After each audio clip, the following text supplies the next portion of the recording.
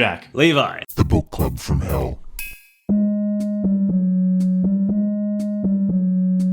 Hello everyone, this is Jack with the Book Club from Hell, an international support group for unreformed literary masochists. Sometimes the universe smiles at you. Levi sprung something really special on me for this episode. The Eye of Argon is a heroic fantasy novella written in 1979 by Jim Theis.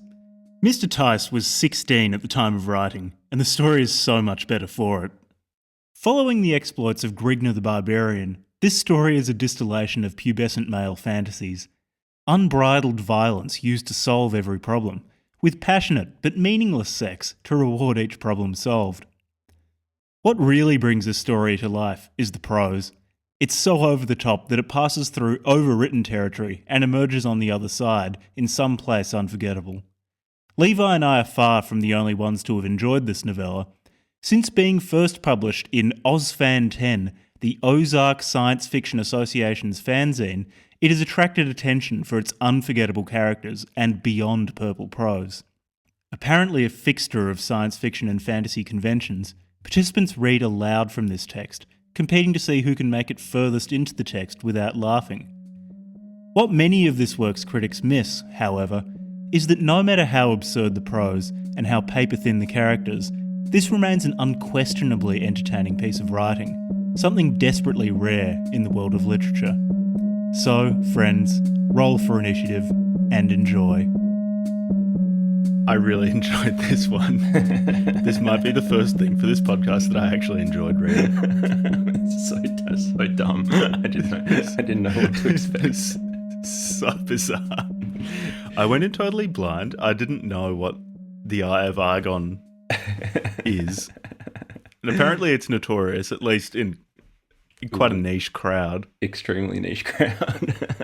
Yeah, you sent me a message with a link.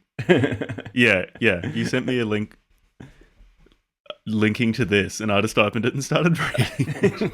It's really I love it. It's on the Internet Archive, as if it's worthy of being archived for the whole of humanity to have free open access to. And look, I think so. It is in the public domain right now, because 50 years, been more than 50 years since its publication. So. Just wait until Amazon gets the license to this and makes a TV show based on the Eye of Argon. Who do you think will be cast as Grignr? Grignr. Who would be good? Who'd be? I would say back in the day, who's like at El Cheapo Conan? Who's the El Cheapo Conan?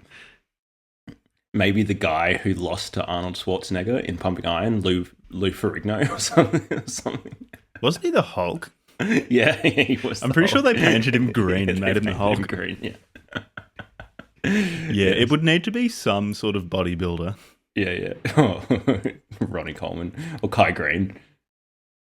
I think given Grignr's personality, I think probably a second-tier bodybuilder who's hitting trend too hard and is getting real trend rages would be Jason the most fitting. Jason Genova? Jason Genova. He'll be Grignr. Him or Big Lenny. Jason. I think Genova as is Grignr. I think Big Lenny would be a better Grignr because he's really tall. Yeah. Lenny. Big Lenny is Grignr. Big Lenny. And so if you're listening to this and you don't know what Big Lenny looks like, just search Big Lenny on Google or on YouTube. Your search engine YouTube. Of choice.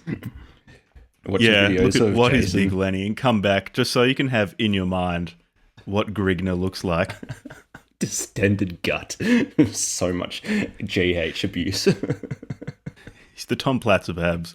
And just what fucking chemical do they put in their skin? It was like melanotan. Yeah, he's used so much melanotan that every now and then he looks like he's black. And he's just jaundiced. He's just so much fucking yellowed up, bright yellow eyes. Fucking crazy guy. Yeah, that's Grignr. So, high level introduction for our audience. This is our second fiction book. Third. Third? Depends on whether you count harassment architecture and Gothic violence as works of fiction or as Mike Marr saying what he believes in a loosely literary format. Oh, okay, I'll take it as third. Fourth, if you count Wisdom of the Dolphins as fiction. Which we don't. Which we don't, no, because it's fact. It's quantum mechanics.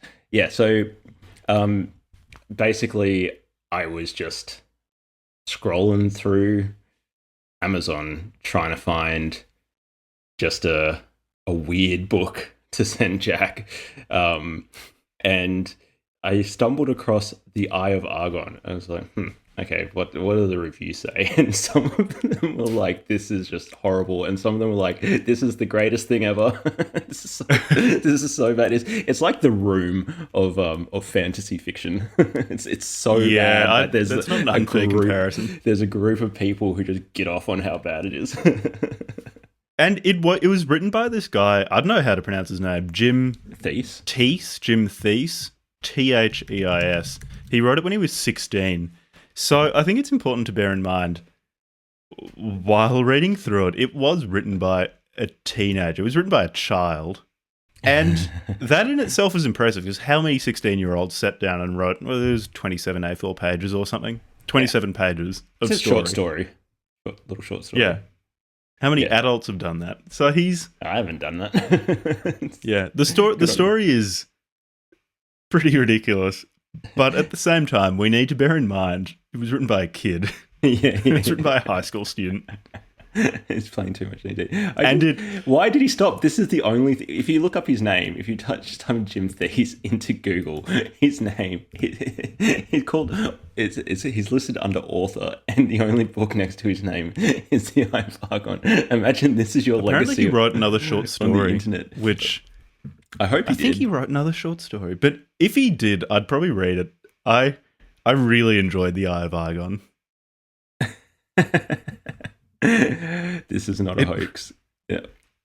Yeah. So should we do a high level overview and maybe we just pull out some quotes? There's not much to talk about. I think the best way to do this would be not a read through, but effectively we'll just walk through the story for the listener. No matter how richly descriptive our language is in the South Claire Franco paradigm, the practical female psychology over-analysis of language usage, no matter how richly descriptively we talk about the story, we're not going to spoil it. Even if you listen to us, we'll spoil the entire plot, you'll still really enjoy this work if you read it yourself. Yeah. And you should go and read it yourself. It's pretty fun. It's good. I liked it. It's short and very, very fun. It starts with an action scene. We're introduced to our hero Grignr he's an accordion, I think. Yeah. Not an basically Grignr, he's not a walking instrument. Accordion. No, an accordion, yeah. Ecordian. He's in the Norogolian Empire. He's a barbarian. It's immediately noted several times that he's really tall and really muscly. And he's going towards Gorzom, which is a Norogolian city.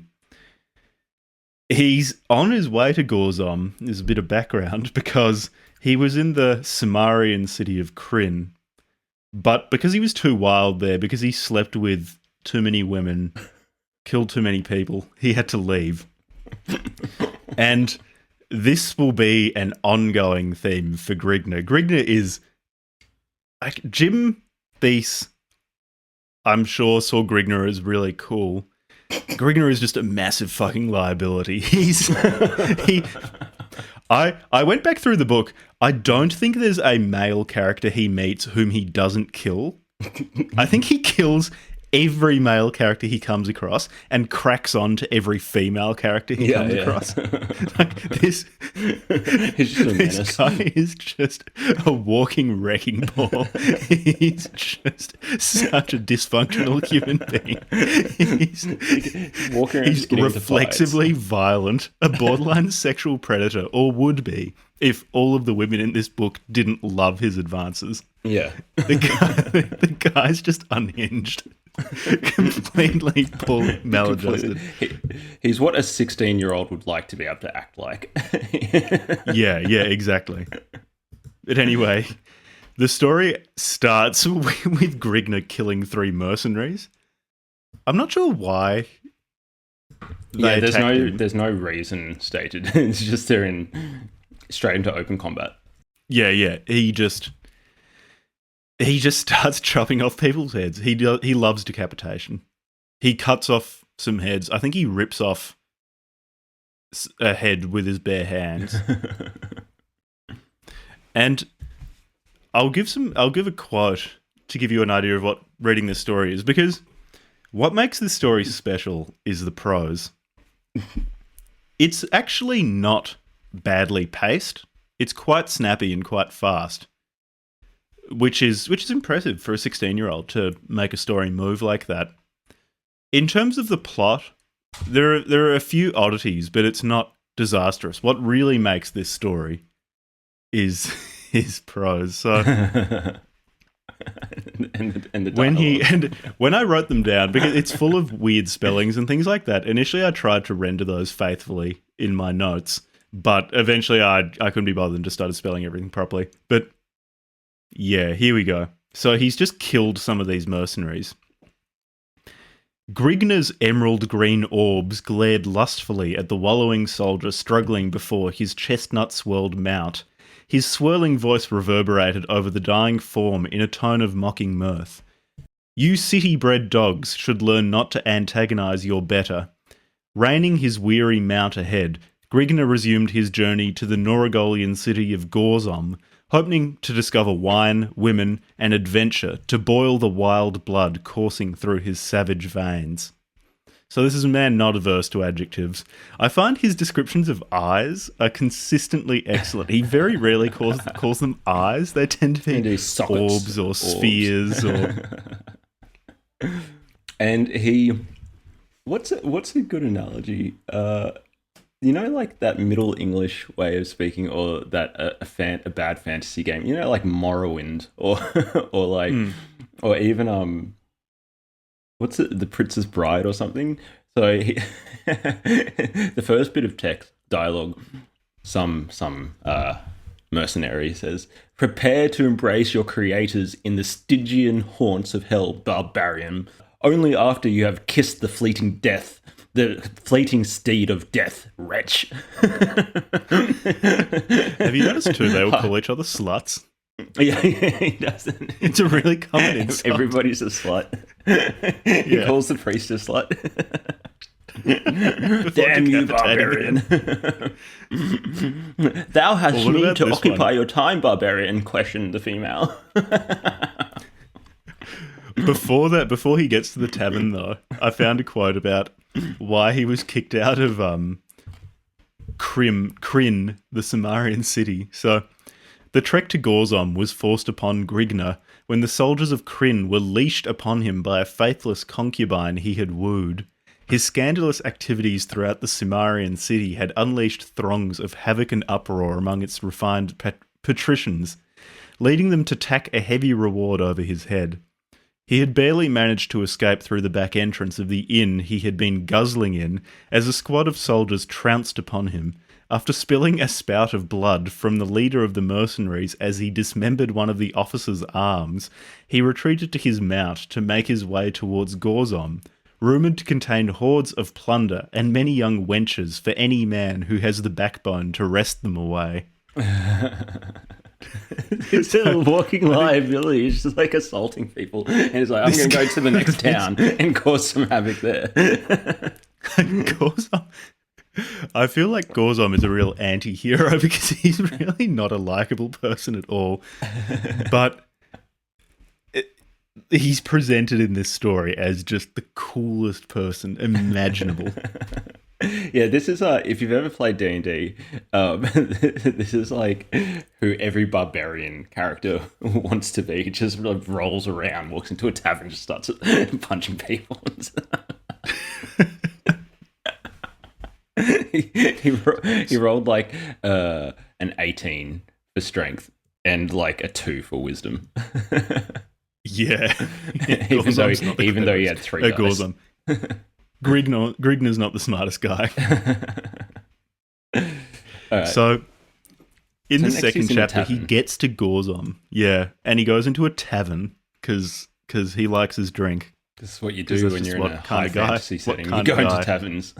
Grignr is. And immediately, I'll read a quote. A faint glimmer sparked from the pair of deep blue ovals of the amorous female as she motioned towards Grignr, enticing him to join her.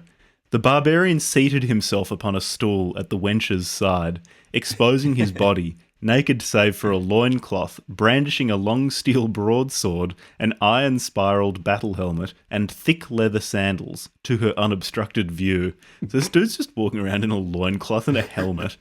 and he's just dangling his sword off his like loincloth, like just his sword. Why would you bother wearing a helmet if you're not wearing anything else? What's the point? Just for the looks. Yeah. So Grignr's all about fashion souls. Then again, he immediately Conan. just Wait, starts... when did Conan come out? Maybe he was just inspired by Conan.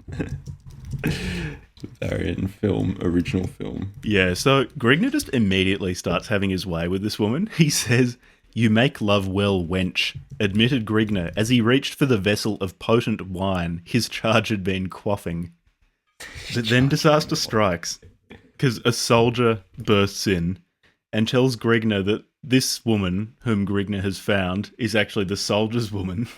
And so Grignr's first response is just to decapitate this guy. He just chops his head off. Which is obviously not a very pro-social thing to do. And he gets in trouble with some guards. Yeah. And they basically say he turns around wanting to fight the guards. And they basically say, "Hold up, mate. Are you sure you want to do that? Because there's a bunch of them." And he deduces logically. He goes, "Yes, maybe I should do this right now. I will wait. I'll bide my time and go with them and kill them later." The quote for that's really good. So no, go on. If you got it there. Well, there are 2 quotes then that I have to read, because the first one is the description of Grignr chopping off the guy's head. With a nauseating thud, the severed oval toppled to the floor as the segregated torso of Grignr's bovine antagonist swayed, then collapsed in a pool of swirled crimson. And then, yeah, as Levi was saying, he's surrounded by this guy's friends. And so Grignr weighed his position, observing his plight, whereupon he took the soldier's advice as the only logical choice. To attempt to hack his way from his present predicament could only warrant certain death. He was of no mind to bring upon his own demise if an alternate path presented itself. The will to necessitate his life forced him to yield to the superior force in hopes of a moment of carelessness later upon the part of his captors, in which he could effect a more plausible means of escape. This guy's pretty verbose. How did he turn that? Like, oh yeah, I'll wait until a better opportunity later. It's like stacked paragraph. He was preparing for his high school certificate English exam in creative writing. And we haven't gotten to the point, I'm not sure he's made up words yet. There are a few points where he's just started making up words, which, to his credit, you can kind of work out what they mean, because they sound about right. But there are a lot of new words in this short story. So the soldiers take Grignr to is he the prince? Or they keep calling him sovereign, prince, noble. I think he's a prince. I'm going to assume that he's just like the ruler, and and Jim Theis was just Yeah. looking through the thesaurus for different words to use for like king, ruler, sovereign. Yeah, but anyway, this is Prince Agaphim, or Lord Agaphim, or whatever, Or no, His the Highness, ruler of Gorzom. the resplendent. And the description of him, the man upon the throne had a naked wench seated at each of his arms and a trusted advisor seated in back of him. All in this story, the gender segregation is such that men exist to be brutally murdered by Grignr and women are sex objects. Those are the two roles of humanity. And he's even got little illustrations that he added. Yeah, the illustrations are really good. I'll read one paragraph, and to give people an idea, if it hasn't come across yet, he's extremely verbose. He likes to add adjectives to just about every single thing. So Yeah. I'll read this, see if it gets the point across.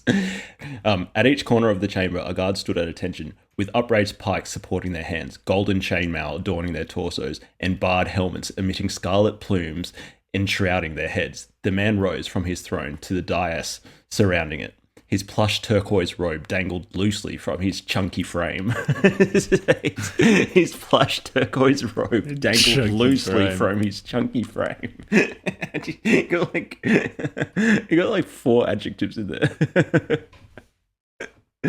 There's this really good piece of dialogue between one of the soldiers and Prince Agaphim, where the soldier is explaining to the prince why they've brought in Grignr. So, explain the purpose of this intrusion upon my chateau. Your serenity, resplendent in noble grandeur, we have brought this yokel before you. The soldier gestures to Grignr, for the redress of your all-knowing wisdom in judgment regarding his fate. Down on your knees, lout, and pray proper homage to your sovereign, commanded the pudgy noble of Grignr. By the surly beard of Mrifk, Grignr kneels to no man, scowled the massive barbarian. And then, basically, Grignr is condemned to first to captivity and then to working in mines. No, first to death and then to captivity and being a slave in the king's mines forever because he calls the king fat. He just starts making fun of Prince Agaphim's weight and gets condemned to a life of servitude. So it's funny because if you notice in that exchange just then, the soldier at no point actually explained to the king what Grignr did. He just said, "We brought you this dude. We want you to tell us what to do with him." And then Grignr just starts insulting him. Grignr calls him fat. And Grignr never helps his own case. I feel like in this story, all of the problems are caused by Grignr. At least Grignr's problems are always caused by Grignr. One of the descriptions of Prince Agaphim's really good. So after Grignr called him fat, the paunchy noble's sagging round face flushed suddenly pale, then pastily lit up to a lustrous cherry-red radiance. His lips trembled with malicious rage, while emitting a muffled, sibilant gibberish. His sagging flabs rolled like a tub of upset jelly, then compressed as he sucked in his gut in attempt to conceal his softness. You really liked this, didn't you, Jack? Yeah, I really enjoyed this. It's so dumb. So basically, here, Prince Agaphim is not named in this part. He's only named after. However, Agaphund, Prince Agaphim's advisor, is named. Initially, Prince Agaphim, having been called fat, says, "Okay, we'll kill Grignr." And then Agaphund, the advisor, advises the prince that wouldn't it be better, given that barbarians are known for loving riding their horses under the open sky, they love freedom, wouldn't it be better to to chain this man in a basement for a while and then put him to work as a slave in one of our mines. And the prince says, yep, that's a really good idea. I'll do that. And Grignr doesn't like this. When it came to Grignr being condemned to death, he didn't mind so much. But when it comes to captivity, a noble soul such as Grignr's can't abide by that. And so he was a bit shaken by the prospect of an eternity spent in this guy's mines. And so we do have some like character development, I guess, psychological exploration of what it is to be a Grignr, a barbarian. Yeah. Anyway, in response to this, it is Grignr, so he does break free of the guards, take one of their swords, and kill Agathon, the advisor. And then someone knocks him out. Yeah, he doesn't so help his case once I feel again. like the guards just brought him in, didn't explain why they'd brought him in. He starts calling the ruler fat, and so the ruler condemns him to servitude. And then he kills the ruler's advisor and tries to kill the ruler. This guy's just proving that, yeah, he probably should be locked up.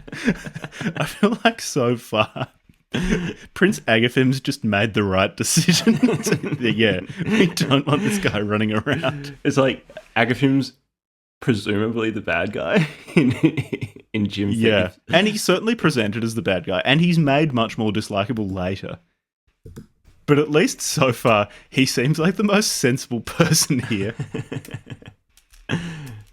Anyway, yeah, in chapter 3, Grignr wakes up in a dungeon. I've got a few quotes about how he describes being in captivity. He says, "To be forever refused the further glimpses of the snow-capped summits of the land of his birth, never again to witness the thrill of plundering unexplored lands beyond the crest of a bleeding horizon, and perhaps worst of all, the denial to ever again encompass the lustful excitement of caressing the naked curves of the body of a trim young wench." These are some of the thoughts going through Grignr's mind when he wakes up in captivity in pitch darkness in a cell. I can't pillage, and I can't have bar wenches. Yeah, this guy should be in prison. I think prison is the right place for this man. I just can't get over just like how just his language. I might read a little bit from chapter 3.5. A tightly rung so he's in the dungeon. A tightly rung elliptical circle or of torches cast their wavering shafts, prancing morbidly over the smooth surface of a rectangular, rigid altar. Expertly chiseled forms of grotesque gargoyles grace the oblique rim, protuberating the length of the grim orifice of death, staring forever ahead into the nothingness, in complete ignorance of the bloody rites enacted in their presence. Because this is a weird bit. His like non-stop. Chapter naming convention gets a bit strange, because we had chapter 3 where Grignr wakes up in a hole, and then there's 3.5 where it jumps to some shamans like worshipping before this big altar. I imagine this is with like a mostly naked, like a cutscene. Mostly naked lady lying in front of it. This is happening at the same time, is what he's trying to get. Yeah, maybe that's what chapter 3.5 is, because later he has a chapter 7.5, I think, as well. Yeah, that's what I think. That's my interpretation. Is like, oh, Grignr's in this dungeon, and then we switch at the same time. Yeah. Altar with with the lady. The description of the naked lady before the altar is really good. It's at the foot of the heathen deity, a slender, pale-faced female, naked but for a golden jewelled harness enshrouding her huge outcropping breasts, supporting long silver laces which extended to her thigh, stood before the pearl-white field with noticeable shivers travelling up and down the length of her exquisitely moulded body. It's just... This is such 16-year-old energy. That was one sentence as well. Yeah, actually, yeah. There was no full stop in there. When you get to a sentence like that, you should just try and do it in one breath and see if you can get it in a single breath. Yeah, Anyway, so Grignr's plotting. He's sitting at the bottom of this pitch black pit, trying to work out how he's going to get out, and an opportunity presents itself. Yeah, he's clever. So, he rolled a 20 on this on this intelligence check. Yeah. So it's what happens. Grignr threw his hands up to shield his face and flung himself backwards upon his buttocks. A fuzzy form bounded to his hairy chest, burying its talons in his flesh while gnashing towards his throat with its grinding white teeth. Its sour, fetid breath scorching the squirming barbarian's dilating nostrils. Grignr grappled with the lashing flexor muscles of the repugnant body of a gargantuan brown-hided rat, striving to hold its razor teeth from his juicy jugular as its beady grey organs of sight glazed, not gazed, glazed into the flaring emeralds of its prey. And so he gets attacked by a rat. He gets attacked by a really big rat. with beady grey organs of sight. He gets attacked by a rat. Rips the rat's head off with his bare hands. Again, decapitating things. He really likes decapitation. With a loud crack, the rodent's head parted from its squirming torso, sending out a sprinkling shower of crimson gore. Oh, no, I should... Okay, Jack. With a loud crack, the rodent's head parted from its squirming torso, sending out a sprinkling shower of crimson gore and trailing a slimy string of disjointed vertebrae, snapped trachea, esophagus, jugular, disjointed hyoid bone, morose, purpled, stretched hide, and blood-seared muscles. Okay, that was one breath. That was not too bad. That was one breath. That was one sentence.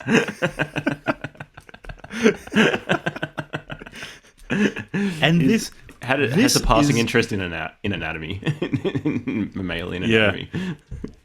This is one of the parts where he demonstrated some sense of building tension, because Grignr has an idea. Grignr knows how he's going to get out of this, but the reader doesn't. Jim doesn't tell you how Grignr's going to get out of this, but Grignr says to himself, this plan might not work, but this is the only chance I've got. Either that, or I'm going to be a slave in mines for the rest of my life, and that's not what I want. So that shows some craft when it comes to storytelling on behalf of the author of this. Yeah. Yeah. Then it goes back to the shamans who are threatening this almost naked woman in front of a jade idol. And basically, it looks like they're going to sacrifice her. Probably going to sacrifice. He says, her face was redly inflamed from the salty flow of tears spouting from her glassy, dilated eyeballs. At this point, he got quite close to describing them as eyes. Eyeballs is quite close to eyes. They're not orbs or Did you notice anything like that. Dilated eyeballs? Like her pupils aren't dilated, her eyeballs are dilated. Yeah, anyway, she gets back at the priests, though, or these shamans or whatever, because one of them is manhandling her and she kicks him in the balls. And his description of how this guy responds to being kicked in the nuts was so good. The startled priest released his crushing grip, crimping his body over at the waist, overlooking his recessed belt, wide open in a deep chasm. His face flushed to a rosy red shade of crimson, eyelids fluttering wide, with eyeballs protruding blindly outwards from their sockets to their outmost perimeters, while his lips quivered wildly about, allowing an agonized wallow to gust forth as his breath billowed from burning lungs. His hands reached out clutching his urinary gland as his knees wobbled rapidly about for a few seconds, then buckled, causing the ruptured shaman to collapse in an egg-huddled mass to the granite pavement, rolling helplessly about in his agony, clutching his urinary gland. This guy, he veers between extremely understated descriptions of things. Understated to the point of non-existence, like how the guards just won't tell Prince Agathim why they've brought in Grignr. And then other times, such overdone description, like the description of a shaman being kicked in the balls and falling off. Yeah. And it's at this point, actually, that I think it's here where the Eye of Argon, the titular object, is first introduced. It's this big red sapphire embedded in this jade idol that this naked woman is lying in front of, and the shamans are surrounding. Presumably. Yeah, so we get back to Grignr now,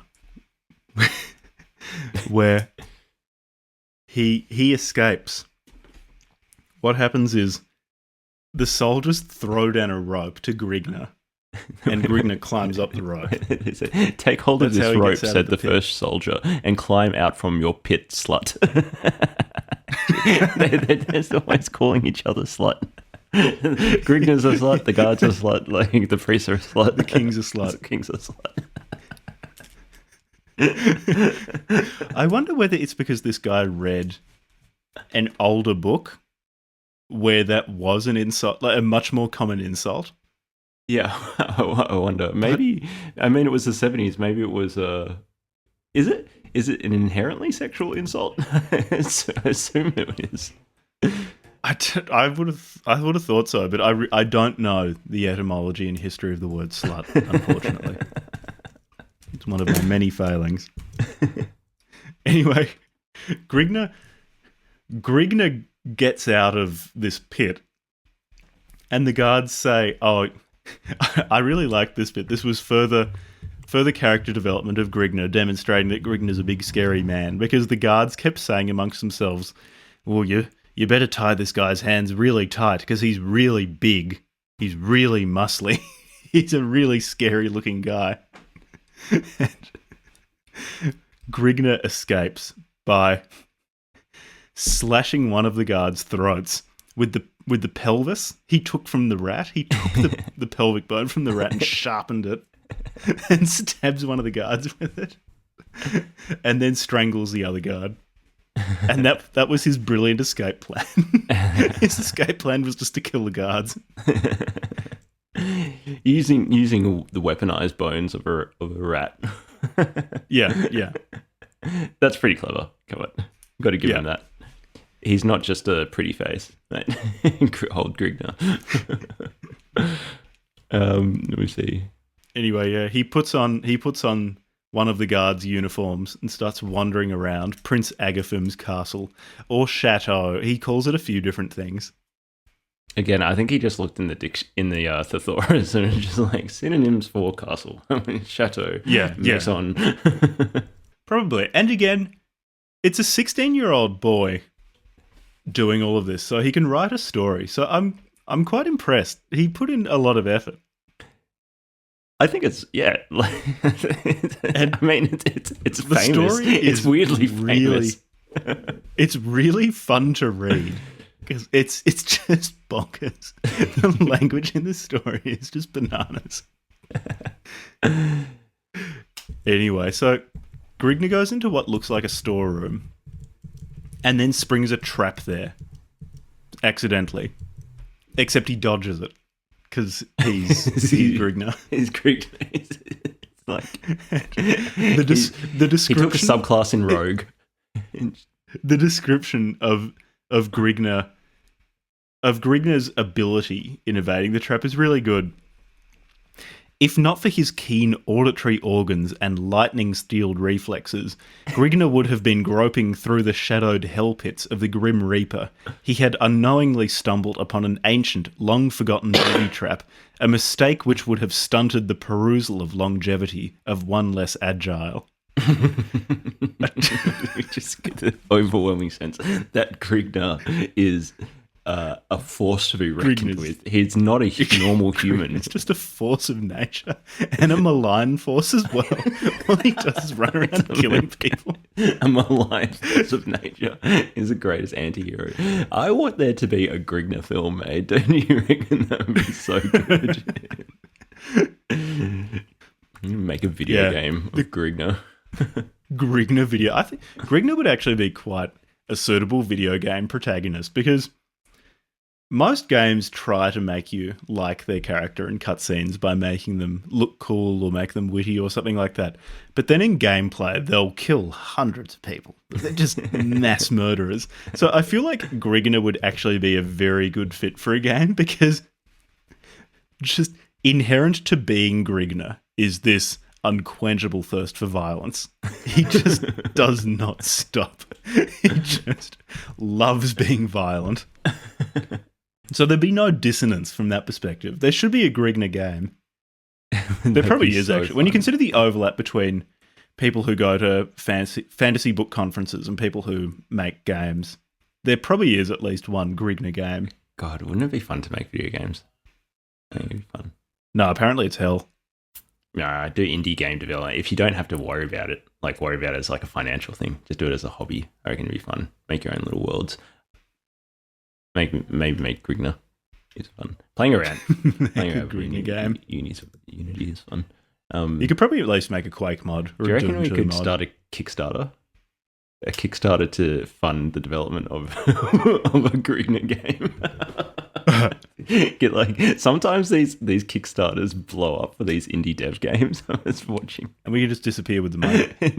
They raised like $300,000 or something to make an MMORPG. And it's like you don't know how much it costs to make an MMORPG, do you, mate? Okay, so should we move on? So he discovers this booby trap, right, and creates it's actually a portal, is it? Let me see. Yeah, well, Yes. I think his description of the booby trap was it's some sort of catapult thing. And in triggering the mechanism, it revealed a floor beneath the one that Grignr's on. And so Grignr jumps down there because He's oh, no, Grignr. he's meant to be trying to escape, but he escapes in a pretty weird way. So he walks into a broom closet, triggers a booby trap, which is in a storeroom for some reason, and then sees that there's a level below revealed by a sprung booby trap and goes, oh yeah, I'll go that way. That surely will lead out, even though it's still going down. So, as we've established, Grignr's not the smartest boy. He's very strong and very violent, but not very clever anyway. So he jumps down there and he sets the trap again, just in case someone's going to follow him. And this will be important later. This is Chekhov's gun. This shows a mastery of the craft. Grignr resets the trap, so you know the trap's going to be important later. And this is where a bit more character development takes place for Grignr, or barbarians in general. He finds himself in a tomb, and barbarians are apparently very scared of the supernatural, because as Jim says, Grignr's great at chopping in half or decapitating physical enemies, but what are you meant to do with a ghost? What are you meant to do with something that's beyond this mortal plane? And Grignr's scared because he starts hearing this noise, this wailing noise coming from one of the tombs. And Grignr being Grignr, despite being scared, despite not knowing what he would do to fight against a ghost or whatever, he opens up the tomb that he hears this wailing coming from. And he notices that, so there's someone's dead body in there, and Grignr just gets the body and throws it out. And notices that underneath the body is a trapdoor. So he opens up the trapdoor. I just like that that's his first response to opening up a tomb and finding a dead body, just to throw it out behind him. He opens up the bottom of this tomb, and this is where the two plot lines meet. The Grignr plotline and the naked lady being sacrificed to a pagan deity plotline. He sees them. He sees the circle of shamans surrounding this woman, and one of them has a mallet, and he's getting ready to kill her. And is this his heroic moment to rescue the princess? She's saving the princess. Exactly. So he's just stealing another wench. As we've established, I'm pretty sure Grignr kills every man he comes across in this story, and given that all of the shamans are men, you kind of know what's about to happen. He's just going to go full Die Hard on it, just kill everyone. So the quote is so good. So Grignr jumps down through this trapdoor in a tomb, and in the face of the amorphous, broad-breasted female stretched out alluringly before his gaping eyes, the universal whim of nature filing a plea of despair inside of his white-hot soul, Grignr acted in the only manner he could perceive. Giving vent to a hoarse, throat-rending cry, Grignr plunged into the midst of the startled shaman. I should add, his plural of shamans is shaman. Plunged into the midst of the startled shaman. Torch shimmering in his left hand, an axe twirling in his right hand. And so he just starts killing people. And I love that he even admits Grignr acted in the only manner he could perceive. Exactly. So this shows... This is a further demonstration of what it is to be a Grignr, what Grignr's subjectivity is, that if he sees a broad-breasted female surrounded by men, the only thing he can do is just start killing the men. And this is how the next paragraph is funny as well, because he's so terrifying. Grignr is so terrifying. Some of the men will spontaneously just die themselves of fear. A gaunt skull-faced priest standing at the far side of the altar clutched desperately at his throat, coughing furiously in an attempt to catch his breath.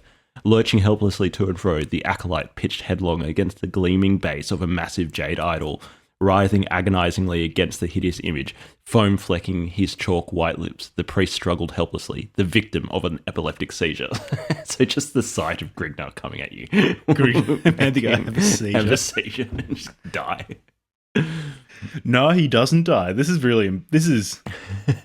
important. Grignr thinks he's dead because Grignr's a simple man and doesn't know anything about seizures and things, so Grignr assumes this guy's dead and leaves him be and kills everyone else. You ejaculated the accordion, so he has a really strange use of the word ejaculated as well. Yeah, he says... So anyway, Grignr kills everyone, and then, as Grignr lifted the girl from the altar, her arms wound dexterously about his neck, soft and smooth against his harsh exterior. Art thou pleased that we have chanced to meet once again? Grignr merely voiced a side grunt, returning the damsel's embrace while he smothered her trim, delicate lips between the coursing protrusions of his reeking maw. Anyway, what this woman actually is the woman he met in the tavern at the beginning of the story. That woman whom he saw across the tavern, went over and just started groping her. The soldier complained that was actually his wench, and this is the soldier that Grignr decapitated, kicking off this whole escapade. So they've been reunited, and I like that. So she, until a few moments ago, thought that she was going to be sacrificed to some pagan god. Then suddenly Grignr bursts in, murders like 10 people in front of her, and then starts pashing her. That's the first thing they do. That's just Grignr. They're made for each other. It's just Grignr up and down. She likes a dangerous man. He's a bad boy. There's this funny idea that like you can look at search engine patterns of like women and men to have some idea of like what women and men are into in general, like broad sweeping strokes, and like porn searches or whatever. And some of the I think this is actually from a book published by people at Google who analyze this stuff. And women like had this kind of 4 classic buckets of like doctor fantasies or something, or like high powered executive. Pirate was one of them, and like bad, but like vampire or something was the other one. And I can just imagine Grignr is also there's all the women are going to Pornhub and typing Grignr.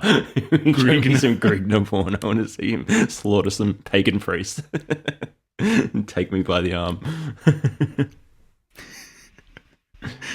Anyway, he finally gives this woman a name. So it's in this great piece of dialogue. The dialogue in this book's very good. What are you called by a female? Carthena, daughter of Mikados, Duke of Barwago, whose lands border along the northwestern fringes of Gorzon. I was paid as homage to Agathim upon his 38th year, husked the femme. And I am called a barbarian, grunted Grignr in a disgusted tone. The ways of our civilization are in many ways warped and distorted. But what is your calling? She queried bustily. Grignr of Accordia. Bustily. I have heard vaguely of Accordia. It is the hill country to the far east of the Norgolian Empire. I have also heard Agathim curse your land more than once when his troops were routed in the unaccustomed mountains and gorges, saith she. My people are not tarnished by petty luxuries and baubles. They remain fierce and unconquerable in their native climes. So, I feel like here we're getting some links back to say the Unabomber Manifesto in the rejection of technology and civilization as something that people fundamentally weakens. I feel like Grignr, in another life, could have been the Unabomber. He certainly all he had was a loincloth and a broadsword. Yeah, and he just sit up in the mountain with the other accordions, just killing people. He's just leading that Anprim life in Accordia, in the hills. Every now and then goes to a city to kill the city folk and steal their women. So okay, let's move. Carthena knows Prince Agathim's castle really well because she was one of his women for a long time. And he liked her, so he let her wander around the castle. So she knows how to get out, so she's leading Grignr to the exit. The reason that she met Grignr earlier, they flesh out a bit of the backstory, is because she escaped. I think she killed a guard and escaped, and went to the tavern because she said that only lower-ranking soldiers go there who don't know what she looks like. And that's where she met Grignr. And Grignr, given that he never causes problems, he just solved them, made a huge fuss by decapitating a soldier there, which must have flooded the place with other soldiers who did recognise Carthena, who brought her back to Prince Agathim. And then she was imprisoned by Agathim, and then one of these shamans came and killed the guards guarding her cell and took her to a part of Agathim's castle that Agathim didn't know about to sacrifice her to a pagan god under the Eye of Argon. Oh yeah, I should say actually, it should go without saying. Grignr saw the Eye of Argon. It's this giant red, it's a sapphire, I think. Well, he said it's a red sapphire, which I don't know if sapphires can be red, but I don't know enough about it. So, but anyway, I'll give it to Grignr sees it and just immediately steals it. Yeah, of course, because he immediately steals it. It's fucking Grignr. And I'm going to take I glossed over that part. It's actually quite important for the plot. It's just, it's so in keeping with Grignr's behaviour. This is an example of how you make a good character, where everything he does, you could have predicted he'd do. He's got such a strong personality, Grignr, that you know when presented with the Eye of Argon, he will just steal it. Now, what do you reckon? Should we because it's coming up to the end of the book, like, do we spoil it? Do we give, or do we say, do we say spoiler warnings? Anybody here? Spoiler warning, but if you want to go and read this book yourself, pause here and come back later. It's actually really short, and then listen to us talk about it. Even if you do listen to a spoiler, go read it anyway, because so much of the fun of the book is in just how bizarrely written it is. Okay, you've been warned. Now we continue. Yeah. So let me see. Anyway, so direction. Blah, blah, blah. They find some secret tunnel full of the dead bodies of tortured people. And this is Agaphim's torture chamber, I guess. And anyway, the entire time, Grignr and Carthena, I don't know how to pronounce her name, are talking, and Grignr's just constantly got his arm around her waist or is groping her and things like that. Because he just can't help himself. And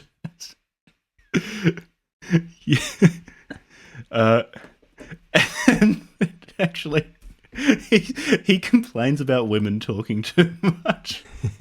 Not Grignr, but the author. He says, Carthena cast her eyes downward and ceased any further pursuit towards conversation, an irritating habit in which she had gained an amazing proficiency. This is a 16-year-old boy writing in 1970. It is just essence of 16-year-old. Anyway, so Grignr hears someone coming. He hears footsteps and says, "Oh, we've got to hide." Carthena says, "No, I don't hear anyone." But Grignr knows better. He says, "You don't hear it, lady, but listen, I'm Grignr. When I hear something, it's there." And so they hide. I'm pretty sure. So he flattens them both against a wall, and I'm pretty sure he grabs a sneaky bit of her boob or something like that. No doubt. While he's pushing her against the wall. It's Grignr, so it's Grignr relating to a woman, so inevitably it's sexual. And here's one of the big plot twists. So Agaphim, the prince, is walking through the torture tunnel, and who's he with? He's with Agaphim, the advisor, whom Grignr killed quite recently. Agaphim's back. This is never explained. And it just... Grignr is shocked that Agaphim is still alive, and then immediately kills the two of them. And Agaphim coming back to life is never brought up again. And Grignr straight away kills Agaphim. I think he wounds Agaphim, and Carthena has a torch and just jams it into this guy's face and burns his face and kills him that way. That's so funny. And yeah, so I guess this is some character development for her. She gets, because she killed a guard earlier, but now she really sadistically kills someone. So that's Grignr's influence rubbing off on her. Spent too much time around. That's her Grignr. revenge. Yeah, she's wild girl. Yeah. The fact that Agaphim came back to life is briefly noted and then never brought up again. So I don't know what to make of that. I think we can just leave that behind. You hope that Agaphim is truly dead this time. I also like the conversation between Agaphim and Agaphim before Grignr falls upon the two of them exists to make sure that you know that these two are really bad people, and Grignr killing them is a good thing. So they say, but the peasants are showing signs of growing unrest. They complain that they cannot feed their families while burdened with your taxes. I shall teach those sluts the meaning of humility. Order an immediate increase upon their taxes. They dare to question my sovereign authority? Ha-ah, they shall soon learn what true oppression can be. It's so good. People complain about taxes being too high. So Agaphim's response, so that you know that he's really bad, is just to increase taxes. Yeah, and then they get outside. When they get outside, finally, they escape the castle. And this whole time, Carthena didn't know that Grignr had stolen the Eye of Argon. And they get out, and the first thing Grignr does is pulls out the Eye of Argon and shows it to her, like a proud 6-year-old. Like, hey, check out what I stole. Look at this. And she's horrified. She knows something about the Eye of Argon that he doesn't. And it transforms into this blob that starts sucking Grignr's blood. It's like a leech, like a blob leech. There's a good quote. Then the hideous transgressor of nature flowed towards Grignr, a trail of greenish slime lingering behind it, the single gap puckered repeatedly, emitting a ghastly sucking sound. Grignr spread his legs into a battle stance, steeling his quivering thews for a battle royal. I think he means battle royale, but it's just for a battle royal with a thing he knew not how to fight. Carthena wound her arms about her protector's neck, mumbling, "Kill it, kill," while her entire body trembled. The image of Grignr the badass. Only in a loincloth and a helmet. With a woman hanging off his neck, telling him to kill some slime monster that he's squaring off against. That he brought upon himself because he couldn't help but steal the jewel. Exactly. It's only here because he kept stealing stuff. All of Grignr's problems are of Grignr's making. So he kills the monster by plunging a torch. Is that correct? Yeah, he plunges the torch into it because it's immune to just being smashed with like a sword. With swords or something. Which is how you foil a barbarian, right? In D&D, is like you present them with like a slime monster, and they're like, "Oh no, I can't slash it now. What do I do?" The death of this slime monster is really well described. He says, "With a sloshing plop, the thing fell to the ground, evaporating in a thick scarlet cloud until it reattained its original size. It remained thus for a moment, as the puckered maw took the shape of a protruding red eyeball, the pupil of which seemed to unravel before it the tail of creation. How a shapeless mass slithered from the quagmires of the stigmatic pool of time, only to degenerate into a leprosy of avaricious lust. In that fleeting moment, the grim mystery of life was revealed before Grignr's ensnared gaze." I really like this, that Grignr discovers the meaning of life in this dying having monster. Killed the Eye of Argon, and then it's just never mentioned. and then finally it says, "The thing was gone forever. All that remained was a dark red blotch upon the face of the earth, blotching things up." Just blotching things up. and then Grignr rides away with Carthena on a horse. It says Grignr tossed the limp female over his shoulder, mounting and just chucks rides off into sunset on his steed. And that's it. That's the end. Kills the bad king, kills the Eye of Sargon, or whatever it's called, and then takes the woman, rides off to the next tavern to assault some people. Is Grignr went to this city because he got chased out of a previous city because he was causing trouble.